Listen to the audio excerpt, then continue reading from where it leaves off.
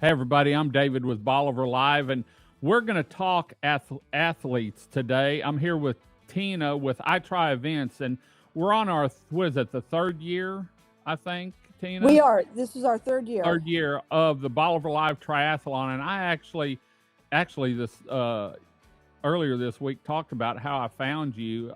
We were up at Livingston, my wife and I, and all of a sudden I look up and there's all kinds of runners going up a big hill, and did some research, and Tina's been putting on events all over Texas, mainly around the Houston area. And I asked her, and when she came down here, I can still remember us going to the Crab Festival grounds, but when we pulled in Fort Travis, you said this is it. I did. I absolutely love Fort Travis. It has such a view and it just offers so much to our athletes. Let's talk about the event this year. It's grown every year, and the weather's been great every year, actually. And so I hope it is this year. But let's talk about the different events, because it's not just one triathlon. There's actually two triathlons. There's a smaller one and a bigger one. Let's talk about that for those that maybe want to try it out. Right. So we have a sprint, which offers a 500-meter swim, a 12.5-mile bike out and back, and then a 3-mile run. And then for our Olympic distance, we have a 1,500-meter swim, 26 bike, and then a 6-mile run. And so we have a little bit for everyone. And I know whenever you've done it in the past, just so everyone knows, the swim is down between Fort Travis and the jetties, and you can't beat someone must be at the front door. Yes. You can't beat the view from up on Fort Travis, being able to see everyone do the swim, and then they'll get off their bikes and they go or get out of the water. They pick up their bikes there at the boat ramp, and then they ride. Don't they ride to like the elementary school? They do. They ride to the elementary school, turn around, come back. And if they're doing the long one, then they'll do that twice. Correct. Yes. And then they they come into Fort Travis, drop their bikes, and then they run either 1 lap or 2 laps around the jetty area down there, if I'm not mistaken. Yes. And matter of fact, this year we've kind of redesigned the run so they can actually get more of a view at Fort Travis. Then they go out to the subdivision next to us and come back. But they actually get to look at a lot of the ocean while they're running.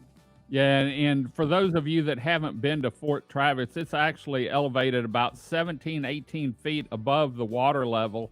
And so when you're watching the swimmers, you're actually looking down, and you have the sun coming up over the marsh there.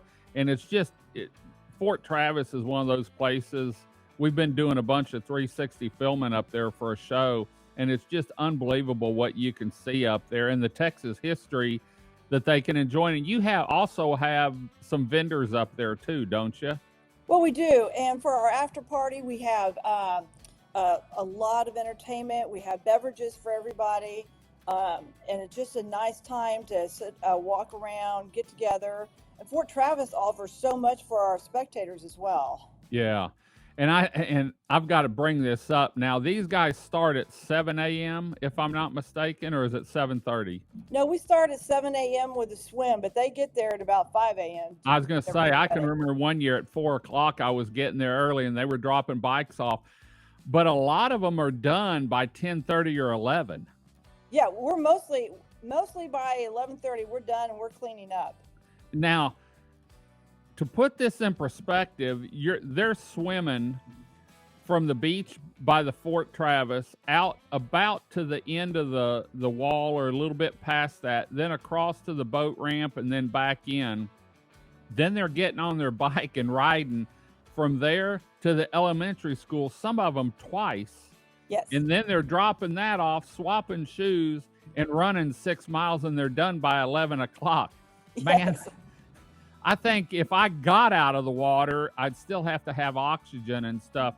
Well, if people want to get more information on this, how can they find your website?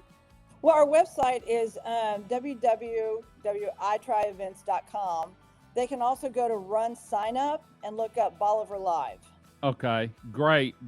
Well, we always stream the swim there, and it's neat because you see adults, you see kids, and everyone's always told me it's not about winning; it's just about finishing for a lot of them. It You truly know, is. Yes. and so and it's neat because you see the high-end bikes that probably cost $40,000-$50,000 or so, and then you see the Walmart bikes, and they're all doing the same thing, having a good time and competing in a marathon. So, Tina, thanks for joining us this morning. Remember, more information on itryevents.com. You can also get information on our website, and we'll be streaming the swim portion of it live that morning as long as we have internet. We're also going to bring some new stuff the next year because we're going to have the 360 cameras out there doing some work and some drone work too. So I'm excited about that. So, Tina, thanks for joining us this morning. We'll be back with another show later on today about 10:30. Until next time, I'm David with Bolivar Live. Y'all have a great day, great week. Come see us. God bless, and bye-bye.